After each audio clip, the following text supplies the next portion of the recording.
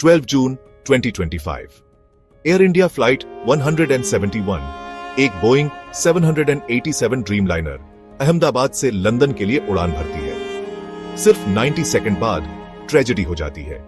Aircraft airport के पास एक building से टकरा जाता है। बोर्ड पर 242 में से 241 लोग खत्म हो जाते हैं।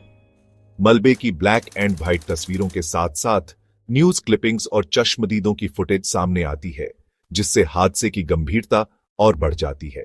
पर आखिर ऐसा क्या हुआ कि ये मॉडर्न हाईली सोफिस्टिकेटेड एयरक्राफ्ट टेकोनफ के कुछ ही मिनटों में आसमान से गिर गया।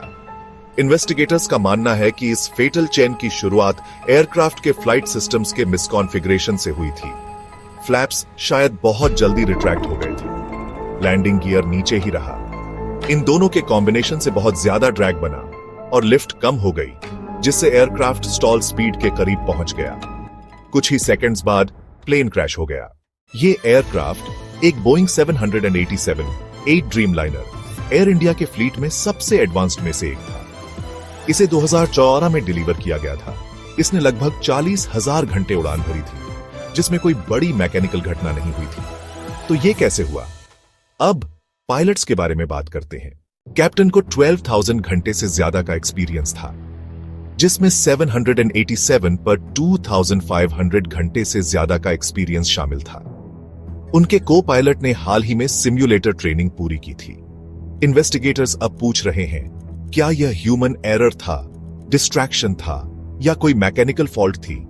मीडिया इंटरव्यू क्लिप्स और हेडलाइंस में क्रू की ट्रेनिंग और प्रोसीजर्स पर सवाल उठाए जा रहे हैं। जबकि दोनों इंजन काम करते हुए दिखाई दे रहे थे, प्लेन का configuration, flaps retracted, gear down, flight के इस फेज में लगभग कभी नहीं देखा जाता है।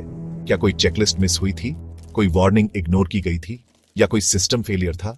ये क्रैश बोइंग 787 का पहला फेटल एक्सीडेंट है, जिससे ट्रेनिंग, ऑटोमेशन और सेफ्टी प्रोटोकॉल्स पर सवाल उठ रहे हैं।